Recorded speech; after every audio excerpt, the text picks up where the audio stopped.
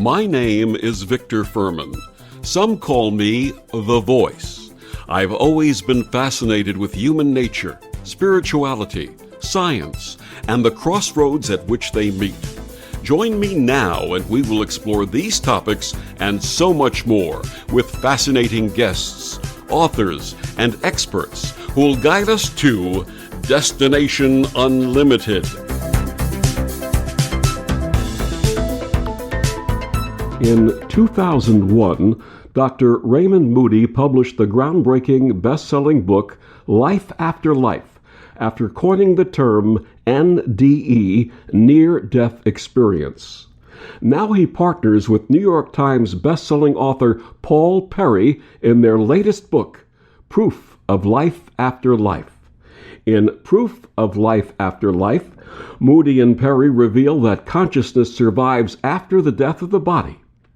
Featuring in-depth case studies, the latest research, and eye-opening interviews with experts, Proof explores everything from common paranormal signs to shared death experiences and much more. Their websites are lifeafterlife.com and paulperryproductions.com, and they join me this week on Destination Unlimited to share their amazing research and findings proving there is no death. Please join me in welcoming to Destination Unlimited Dr. Raymond Moody and Paul Perry. Welcome, gentlemen. Well, thank you, Victor. Yeah, Victor, thank you so much for having us on your program. It's a true joy for me to have you both and share your wisdom and experience and all of the lessons that you've brought to the table on this very, very special subject. So let's begin by introducing each of you to our listeners. Dr. Moody, please tell us about the path that led you to research this phenomenon and coin the term NDE, Near-Death Experience, and your groundbreaking book, Life After Life. Well, I was an astronomy buff and Lewis Carroll and Dr. Seuss buff since the age of 7. And fortunately for me, I escaped religion. My dad was a medic in World War II and a surgeon. I think he probably saw some terrible stuff, but the way it manifested was I had no religious background. Fortunately for me. And when I was a kid, I really thought that the idea of an afterlife was only something that was in a Jack Benny movie, I remember, or cartoons. I mean, I literally didn't know anybody took it serious. So I went off to the University of Virginia at age 18 intent on studying astronomy, but took a philosophy course. And my first day in class, I decided I was going to major in philosophy. And we read Plato's Republic. And at the very beginning of that book, there's something that is happening to a lot of people in our age range, Victor, right now, which is they are, spent their life in a very busy situation and doing their business and so on. And then you get to a certain age and you, as the character in Plato's Republic says, I've gotten to this age and now all those stories I heard about the afterlife when I was a kid start coming back. And and then this book, The Republic, continued. And at the end, it came into this near-death experience, very dramatic story of a warrior who had been believed dead on the battlefield. And that was startling to me. And Plato took it seriously. And he said, this guy got out of his body and went through a passageway and so on. And I was genuinely puzzled by this. So I asked my professor, Professor Hammond, and he said, yeah, these early Greek philosophers studied cases of people who were believed dead and revived.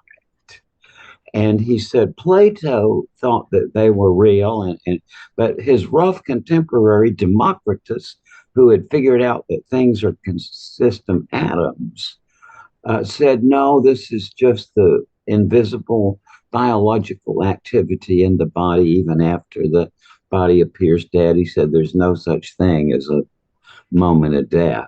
Now, today we call that, oxygen deprivation, and the debate goes on. But I had no idea that was still going on. So, but 3 years later, in '65, I met Dr. George Ritchie, who was the first living person who had this experience. Since that time, I've talked with literally thousands of people from all over the world who came to the brink of death and were revived and had very life-changing experiences, which are, very similar experiences from people all over the world. Thank you for sharing that. Paul, this concept, I believe, was something unfamiliar to you. How did you come to work with Dr. Moody and begin your path of understanding and collaboration?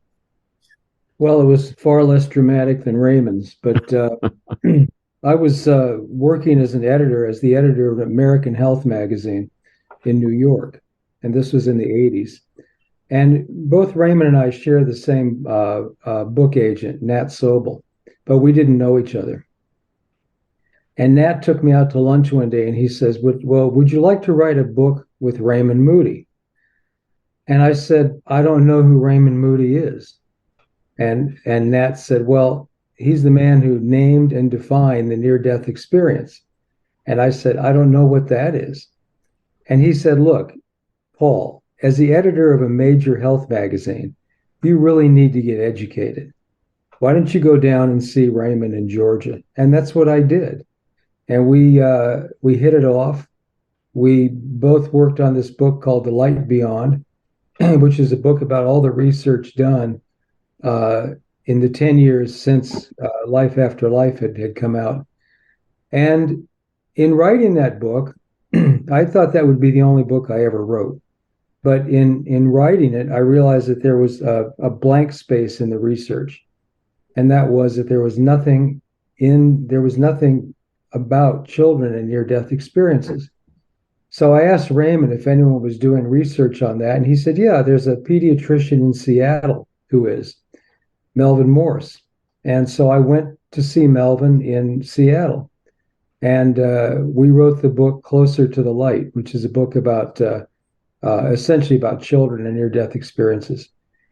And in the course of putting that together, I wrote a proposal, a book proposal, and we sent it out to 20 publishers.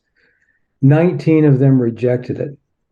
The rejections were a variety of things. Some people thought that people didn't care that much about their children, or their children couldn't remember or would make up stories. One person rejected my proposal because I had a typo on page 2. And finally, a woman named Diane Reverend, who was an editor at Random House, bought it. And she said, if you handle this book right, it's going to be an enormous bestseller. And I was thankful that she didn't see the 19 rejection slips I was looking at. But that's then what happened is we wrote this book on children and near-death experiences. It was a huge success, as well as The Light Beyond was. And that's the path I've chosen since then. Whenever I write a book, because I've written 15 books on near-death experiences. This is Raymond and my 6th one. I always look for the gap in the book, the gap that needs to be filled by another book. And that's what's led me on my path, essentially. Please tell us about your collaboration with Daniel Brinkley on Saved by the Light. When I was in Seattle, and I think Raymond was with me and Melvin Morse, and we went to a conference. And after the conference, a number of people came over, and I was standing around Melvin, and they came over and they said, I'm just so intrigued by near-death experiences. I just can't wait to die. And there were a lot of people who said that, and it was disturbing to me because I don't think that's what this whole field is about. And so I decided to find what I considered to be the best near-death experience I could find. And at the time, Daniel fit into that category. And so that's how I connected with him. A number of people mentioned his experience to me, and I went in pursuit of him and found him in Alabama. And he didn't like me very much in the beginning, and but actually he was kind of an uptight guy, and he calmed down, and we uh, agreed to co-author this book. The two of you, as you mentioned, have co-authored several amazing books. Dr. Moody, what inspired Glimpses of Eternity?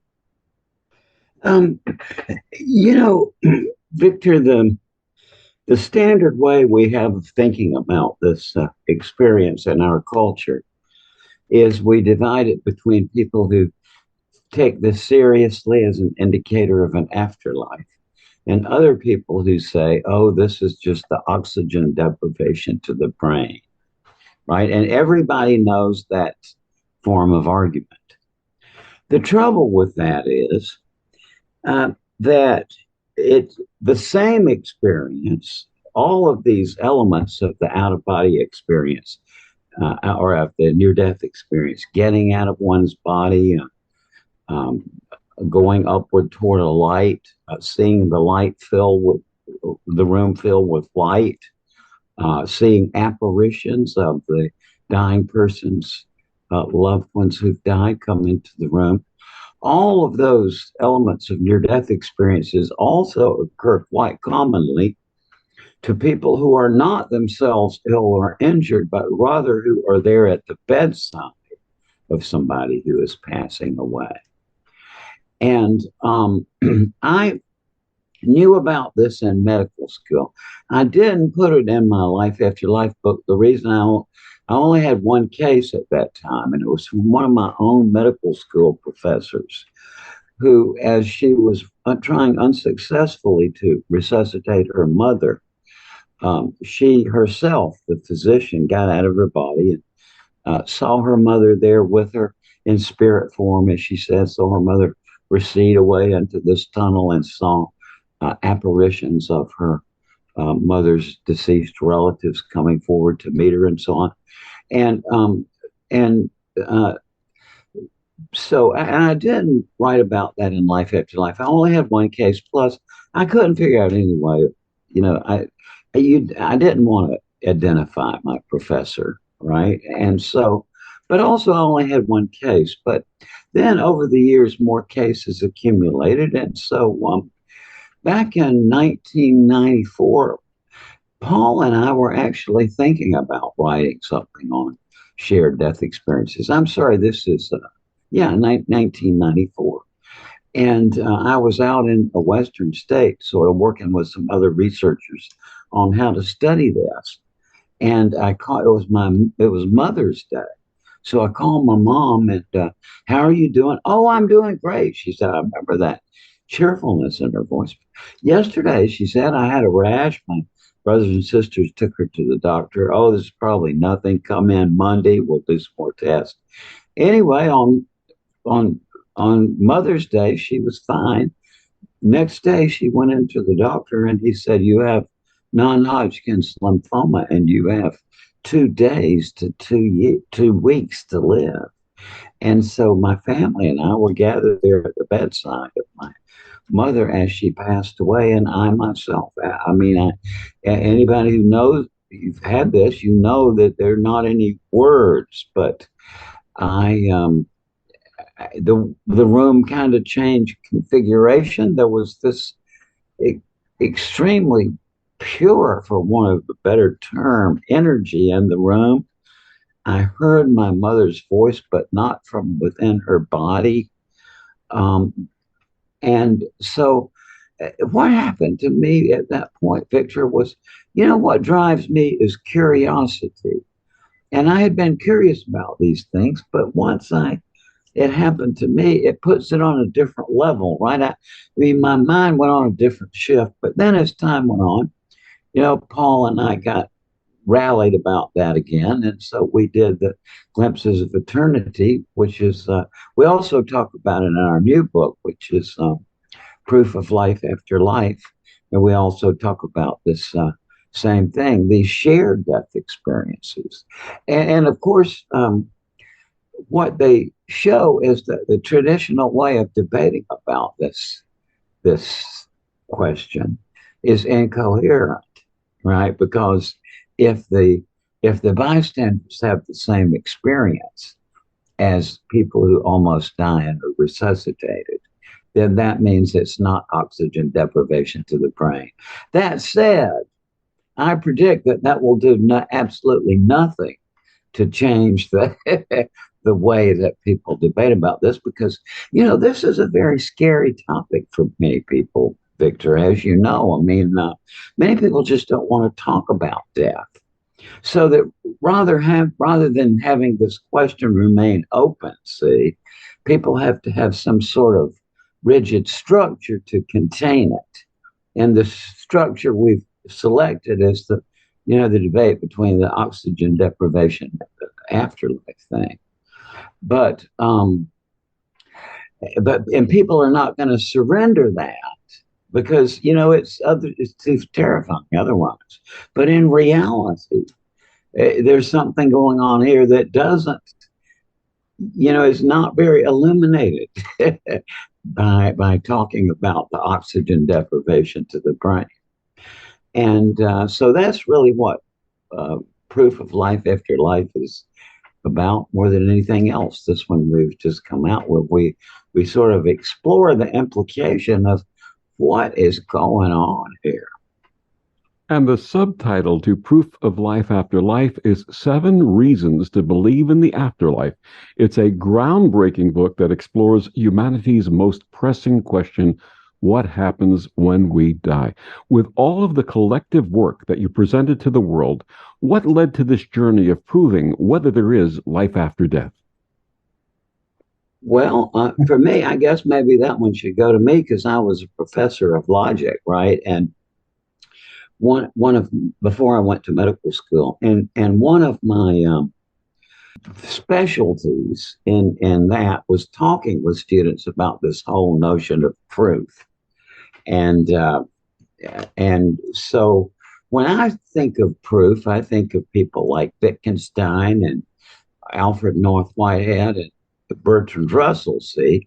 But over the years, people ask me, Raymond, is there any kind of proof? People ask almost in a way of desperation. They hang on to this word like proof. And so, what I tried to do over the last 10 or 15 years is, rather than just sort of judge with my logical framework in mind, just to try to understand from people what they're looking for.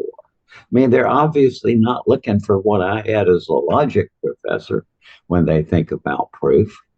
So where I've come on this is I say this. I think what people are looking for is, and many of them are facing death or having lost a loved one, or just, in the life development phase where you get interested in this.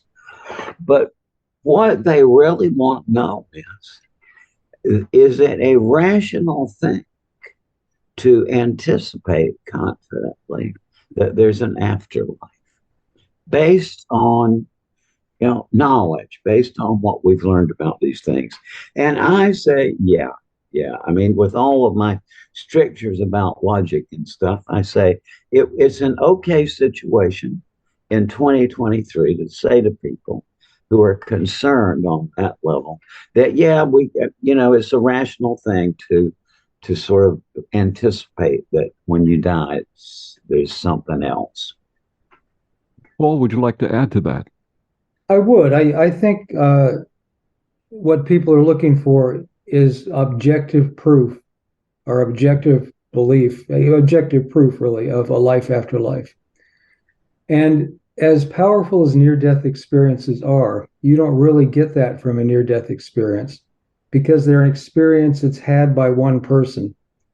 And under usual circumstances, they're had by one person, and only they can talk about it and interpret it. There's no one who can actually prove that what they've had is this magnificent experience. Shared death experiences are different because they take place when a person who is well shares the death experience of a person who's dying. And if you look at that, you realize that means that at least two, maybe more, are experiencing something that is deeply metaphysical. And that adds objective proof. That is objective proof that something like that actually took place.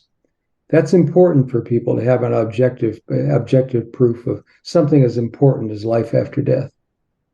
Having worked together on this topic for more than 30 years, what are some of the most phenomenal observations or reflections either of you have discovered along the way? You know, that is a very instructive question for me, Victor, because I just tell you the truth, I remain baffled by this. You know, my coming to intellectual awareness took place when I was about 7 years old, and it was looking through a telescope and realizing that I would never know much of anything, and being content with that. I mean, that's just the way it is. And at the same time discovering the wonder of consciousness. This has been a kind of struggle with myself as much as anything else, because I think the most fun way of proceeding, and because it's the accurate way, is to try to think of all the objections to things rather than to try to find the reasons for them. Like, I've spent my whole career trying to say that, figure out that these experiences are not the afterlife. And the fact that it is not oxygen deprivation to the brain, okay, that does not imply that therefore it is life after death. See, there's other options. And those are the other options. But I'll tell you where, in response to your question, the phenomenal things that just kind of brought me into a situation of not drawing a logical conclusion that there's an afterlife. I understand fully the logical difficulties of doing that. But rather to the state of, I just give up. I mean, I can't think my way out of it. I mean, you want to think of other ways of thinking about it. But let me give you a couple of things that I have experienced, phenomenal things that have led me to give up. I have about, probably at least a dozen good friends who are medical doctors who've had near-death experiences, and whose medical judgment I would completely trust. As an illustration, I am a fanatical walker, at not virtue, addiction. I have to get out. I mean, this is all my life exercise. I got to do it every day. It's not virtue. It's if I don't do it, my legs just move of their own accord. Okay. Now, I ask myself, if heaven forbid, something should happen to my foot, would I go to Dr. Anthony Chicoria, who's a friend of mine who has a PhD in physiology, an MD, and is a professor of orthopedic surgery at NYU. And in 1994, Anthony got struck in the neck by a bolt of lightning, had a cardiac arrest. There was a nurse right there who brought him back. But in the interim, he went all around this resort center where his family was having a reunion, and was able to see people and to tell them what they were doing. And had this experience. He says it's more real than real. All right, now, Anthony was okay. Then after this, unaccountably, he started getting interested in the piano and started having a recurrent dream in which he would be playing the same piece on a stage. And with never any interest in the piano before. To make a long story short, he learned how to transcribe music. He transcribed the piece, learned how to play the piano. And now, in addition to an orthopedic surgeon, he is a concert pianist. Mm. And that sequence of events, Victor, doesn't make sense within the common sense framework that we live in. right? I mean, that is something outward. Now, here's another. You might know Jeff O'Driscoll was a very well known emergency room doctor. He was one of the early people in the field. And Jeff Olson is an owner of a graphic design firm. And Jeff Olson was in a horrible car crash in which his leg was smashed off. And his wife was killed instantly, and one of his kids lived and the other died. And he was brought to the hospital. And while he was being, surrounded by the tubes and wires and all, Jeff O'Driscoll, the ER doctor, came into the room and had an extensive conversation with Jeff Olson's dead wife.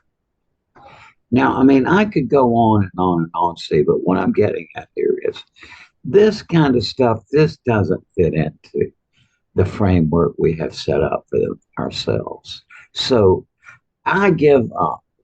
I literally can't think my way out of what I gather is the case.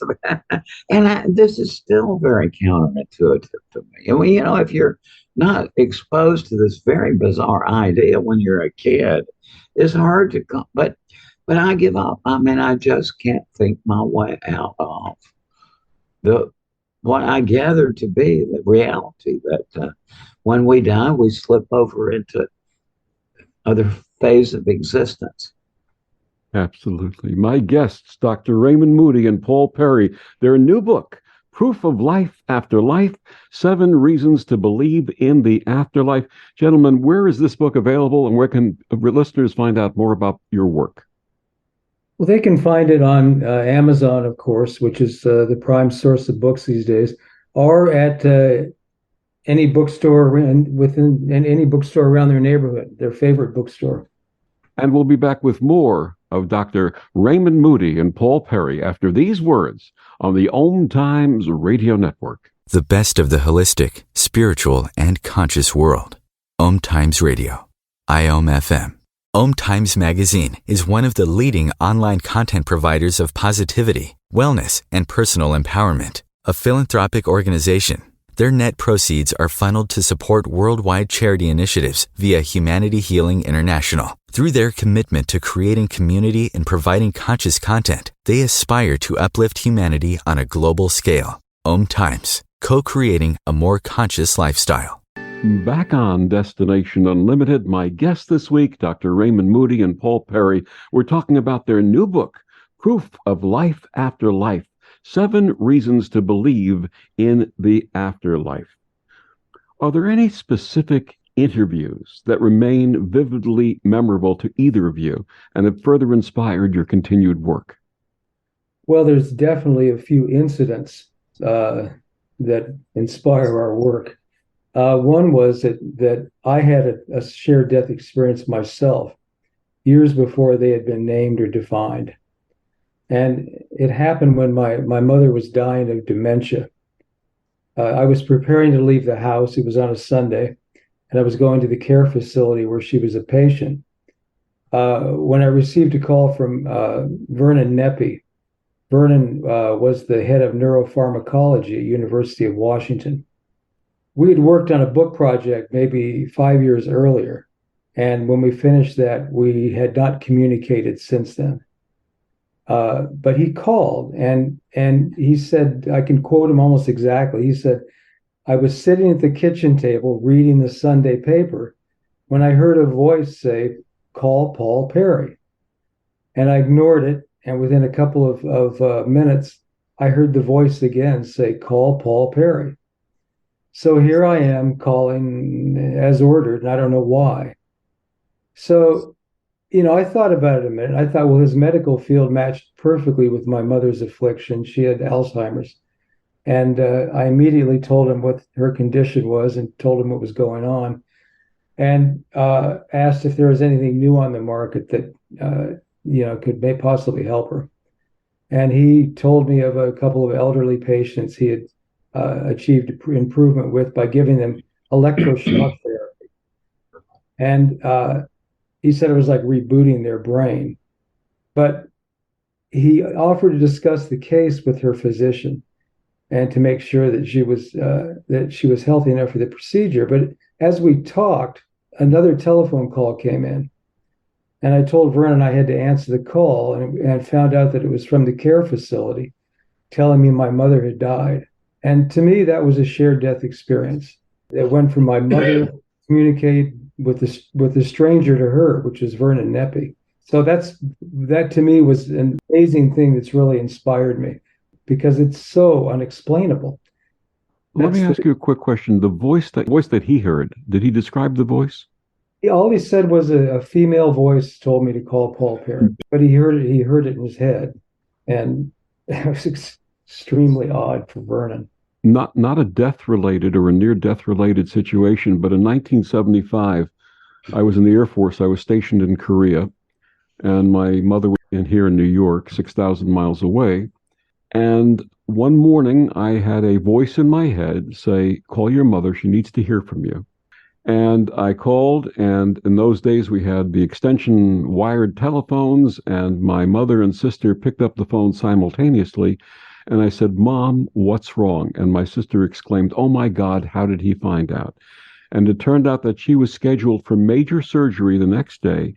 And the voice told me to tell her immediately, "You're going to have a completely successful operation. Everything's going to be fine. You're going to be completely well. Don't worry about it." And that was reassuring to her and helped her go into that situation.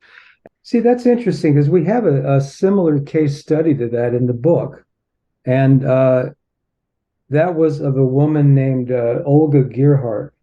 She's Hispanic. She lives in San Diego, and she found out she had to have a heart transplant. So you had to wait for the heart, waited, and then finally, when she was very weak, finally a matching heart came through. So her entire family gathered together at the hospital, and she went in surgery to get her heart replaced. The entire family waits for her in the hospital, except her son-in-law, who couldn't stand to be in hospitals, so he stayed at home, and he went to bed. And meanwhile, she had the transplant, and she was having difficulty with her heart. It kept stopping, starting, stopping, starting, and it took them, they almost gave up. It took them hours to finally get it regular. But in the course of that time, her son-in-law woke up, and standing at the foot of his bed was Olga. And he initially thought that she hadn't had the transplant and had just come home. She said she was that real. But then she said to him, "I just want you to know everything is okay. Tell people that everything's going to be fine." And so that's what he did. He immediately got up, drove to the hospital, and told them that he had had this experience. And she said to tell them everything was going to be okay. Mm. The additional punchline on this one is that when the family could go in to visit her, she pointed to him and said, "Do you remember I went and saw you in bed and told you I was going to be okay?" So I don't know what that would be called. It sounds like it would be a double or triple shared death experience. But that was an amazing story to me. Carl Sagan has famously said, "Extraordinary claims require extraordinary proof." Dr. Moody, what is proof? There you go. And you know something? I think Carl Sagan is wrong. And I think that that prescription is nonsense, because you get into trouble precisely when you start going into some extraordinary mindset to prove something apparently extraordinary. The rule of all kind of inquiry is that you apply the rules vigorously and rigorously. But I just think that's incoherent. And I've said that to my logic students many times. But what proof is a rational means of driving everyone to the same logical conclusion. And proof was developed in mathematics, but it was quickly taken into philosophy early on, and philosophers began to devise proofs for things other than mathematical concepts. But is there a kind of proof that could lead us to a rigorous proof of life after death? Yes, I do think so. However, I think, Victor, that it would be something that would be of interest maybe to a few thousand people on Earth. Because what most of the folks who are interested in these near-death experiences and so on, what appeals to them is the narrative aspect, right? Like the stories, which I've heard thousands of these stories. I can't wait to hear the next one.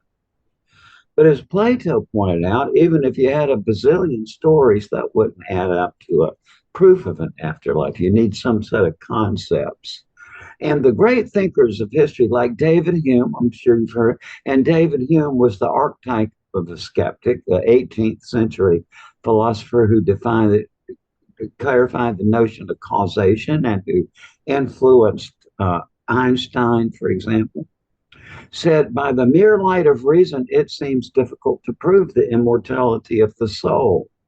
Some new species of logic is required for that purpose, and some new faculties of the mind that they may enable us to comprehend that logic. And that is always been regarded as the death knell, right? That, and he's right in what he says, that the logic we have won't work for this question.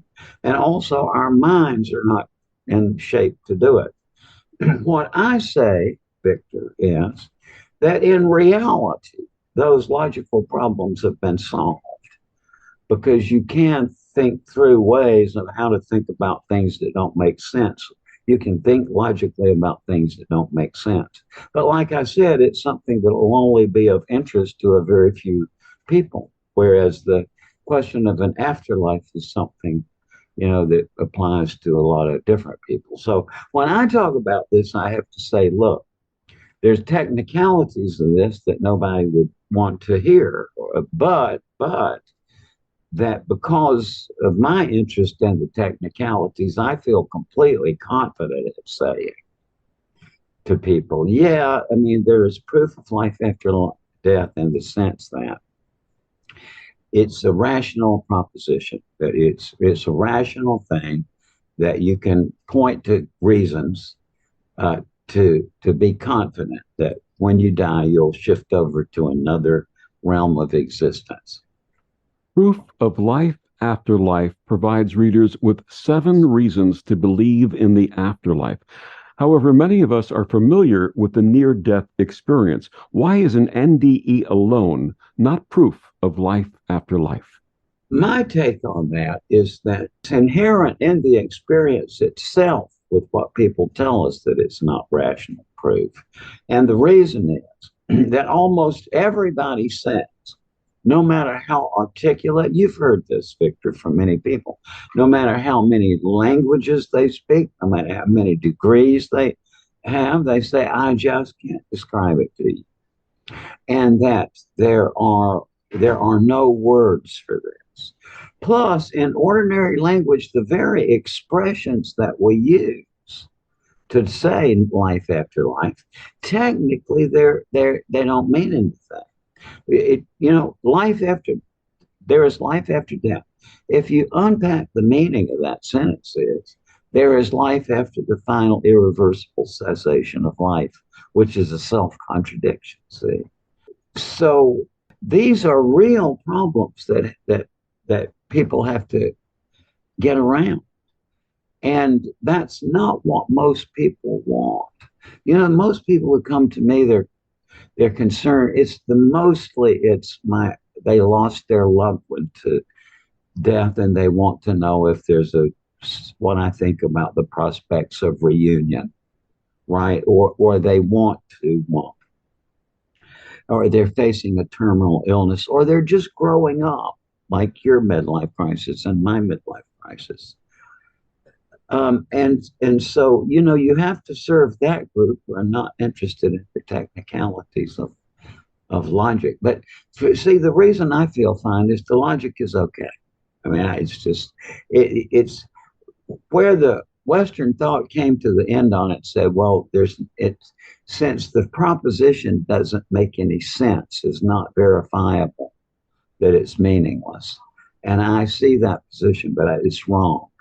You can reformat your mind to think about this in a whole new way. And when that happens, then if you learn how to think about things that don't make sense while you're still alive, and then you happen to have a near-death experience, then when you come back, for a reason I won't go into this, it works out, but you would come back and you would see a whole new way of articulating this. And it's happened once. A really wonderful sculptor and scientist that took one of my seminars and then some years later had H1N1, was in the hospital for 60 days, lost his leg to gangrene, 3 cardiac arrests, and and called me and told me, he had a near-death experience during his ordeal, and was telling me that while he was there on the other side, he said his mind went back to this seminar,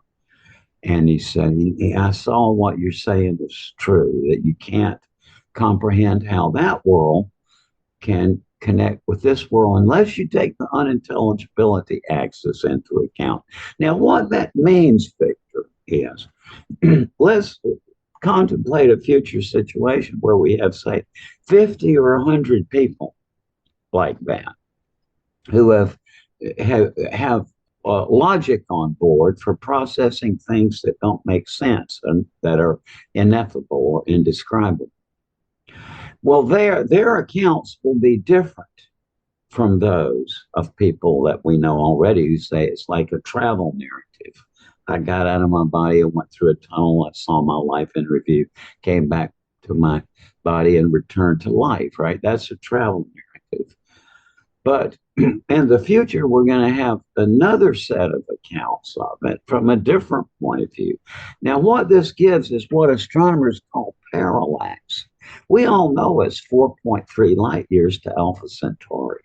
But very few people ever sit back and think, well, how do they know that? I mean, you can't send a flock of homing pigeons out there with odometers on their legs.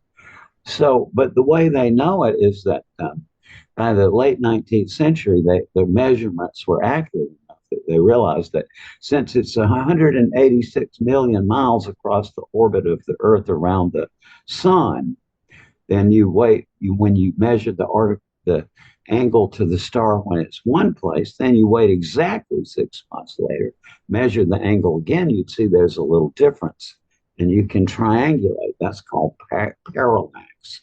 Now we have an equivalent method with the near-death experience, but it is not going to take off in the near-death community. This is, really, frankly, as you may have noticed too, there's a certain element of this near-death thing that has become a kind of religion. It's they have their way of looking at it, and they have their way of doing things, and it's kind of an organization and so on. But I think the change is coming in this, but it will take a different set of circumstances that we're in now.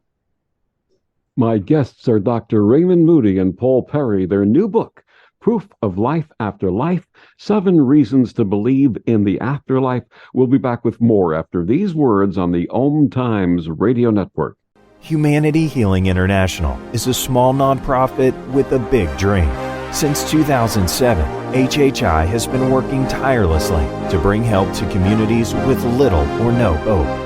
Our projects are not broad mandates, nor are they overnight solutions, but they bring the reassurance that no one is alone and that someone cares. To learn more, please visit humanityhealing.org. Humanity Healing is where your heart is. Back on Destination Unlimited, my guests this week, Dr. Raymond Moody and Paul Perry, their new book, Proof of Life After Life, 7 Reasons to Believe in the Afterlife. Earlier, we discussed the shared death experience. Tell us a little more about the SDE, and how does it differ from the NDE? Well, a shared death experience is when a person who is well shares the death experience of a person who's dying. For example, there's cases reported in which medical doctors, nurses, other hospital personnel see the spirit of a patient leaving their body at the point of death. And they aren't related to the patient, they aren't family members, yet somehow they've made this connection necessary to witness this incredible event. That's a shared death experience. A near-death experience can have many of the standard elements that we know about: out-of-body experiences, life review, seeing a bright light, speaking to, some people feel like they're speaking to God or Jesus or more powerful being, but it's subjective. And that's by subjective, I mean that it takes place with one person, and only that one person sees it and experiences those elements, and therefore it's subjective. So that's the main difference between a shared death experience and a near-death experience. Of the 7 reasons outlined in the book, terminal lucidity is defined. How is this the opposite of an NDE, Dr. Moody? Well, this is, I obviously in my medical career, I spent a lot of time with the terminally ill, right? That was kind of one of my specialties. And Victor, when I say this, many of the people listening in may conclude that, oh, poor Dr. Moody's been working too hard or whatever. But you just ask among anybody who's worked in hospice or among the terminally ill for a long time and have been there with a lot of people as they die, they're going to tell you, yeah, this happens.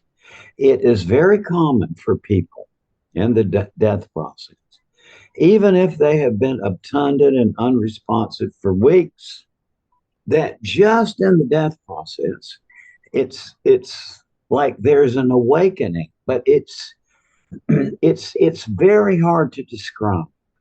It's like they light up with a light, and the light doesn't come from the sun or from the light bulb in the room.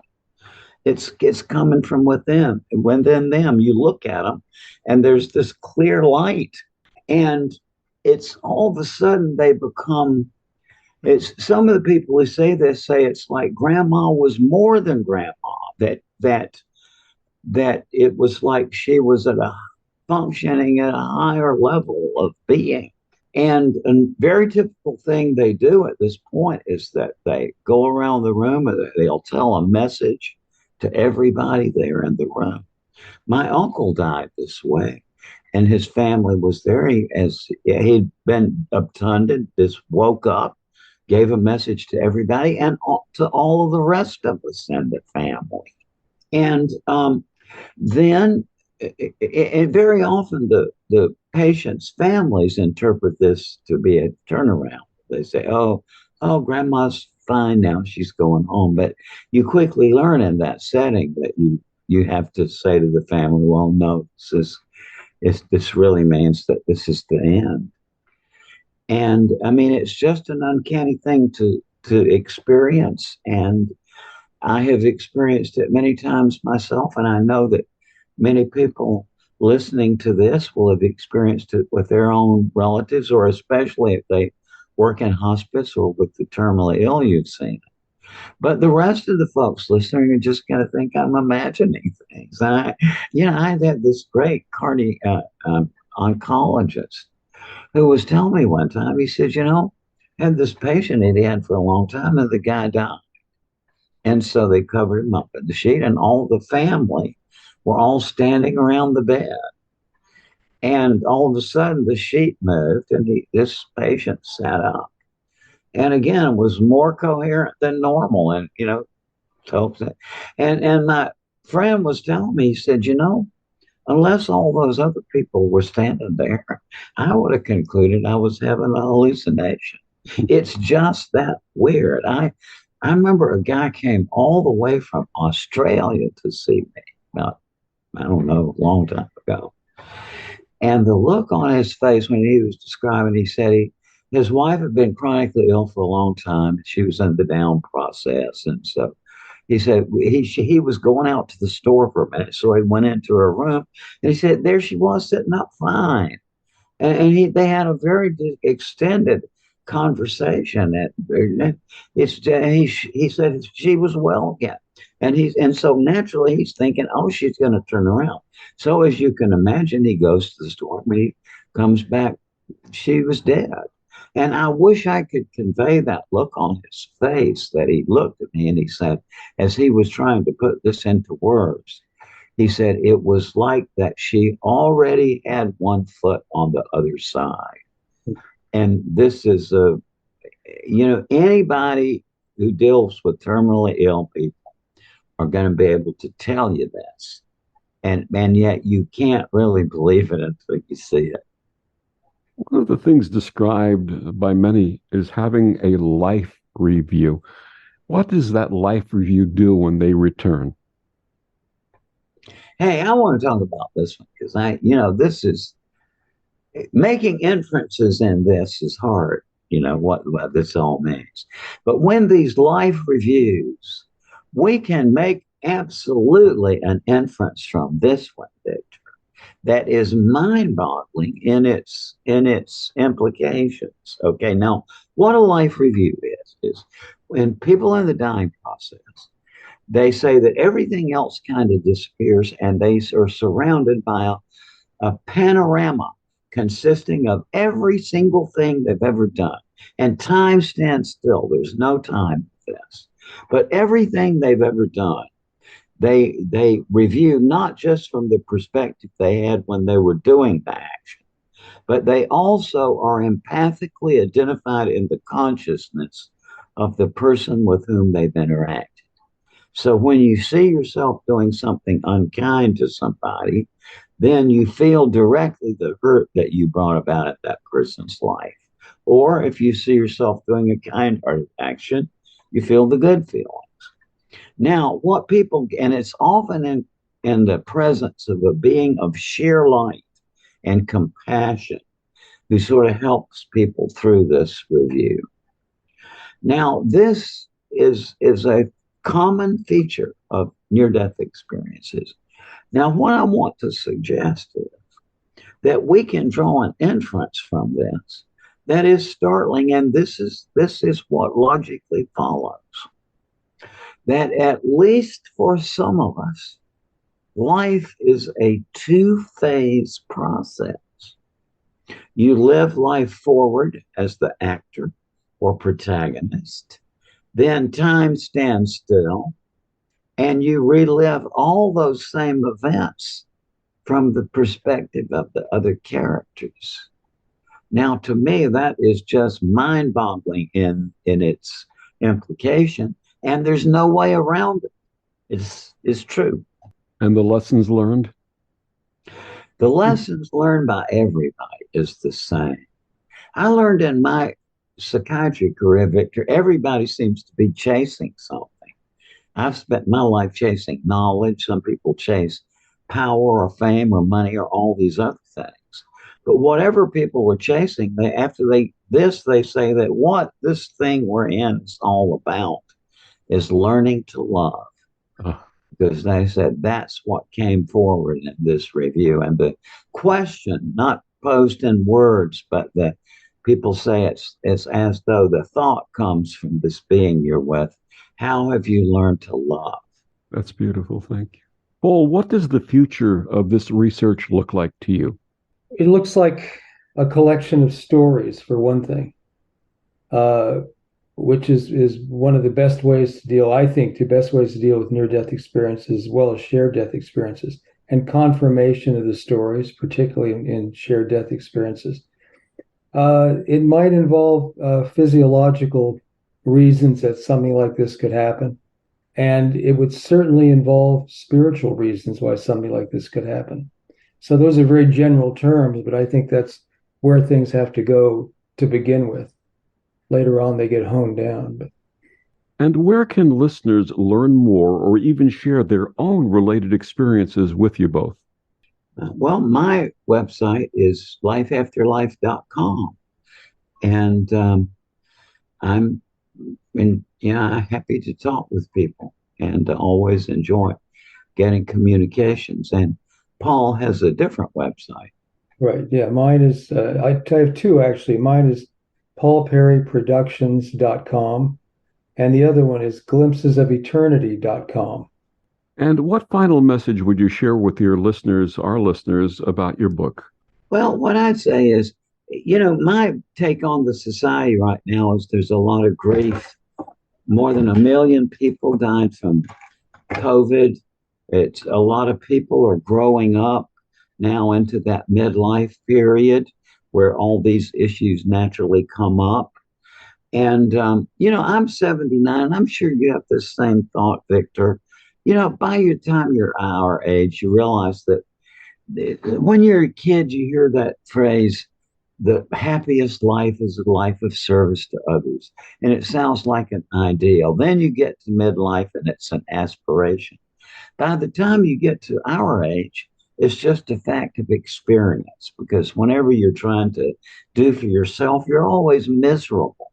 It's only when you get out and try. And that's really my object in this book. I see there's a lot of people out there who've lost loved ones to death, or in my case, I lost my first child at the age of 36 hours, which I've never gotten over. And, I think that these findings it's obvious that they do help people who are worrying about terminal illness or loss of a loved one. So that's my object. Dr. Raymond Moody and Paul Perry, thank you so much for joining us and sharing these very, very important messages with our listeners. Well, thank you, Victor. Yeah, thank you so much, Victor. And thank you for joining us on Destination Unlimited. I'm Victor, the Voice Fuhrman. Have a wonderful week.